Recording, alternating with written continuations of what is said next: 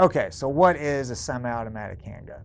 It's actually a pretty broad term, and there's a lot of variations, so we're just going to stick with the basics today.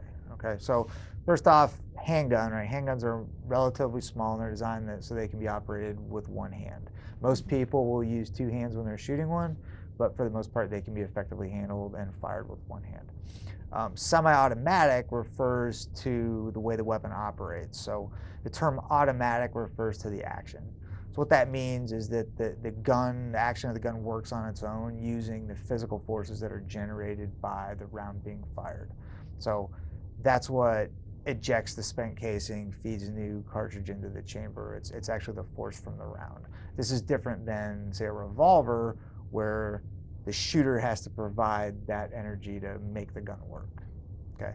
Now, semi-automatic means that each time you press the trigger, only one round is going to fire, which is different than fully automatic, where you press the trigger and it will fire more than one round. Okay. So there is such a thing as a fully automatic handgun, but they're kind of a rarity and they function more like a novelty than anything else. So there's a lot of confusing terminology out there that you'll see thrown around, but when you hear people refer to an automatic handgun, usually they're referring to a semi-automatic handgun, meaning that the force from the round being fired operates the action of the gun, and one round fires each time the trigger is pressed. Okay, so any questions?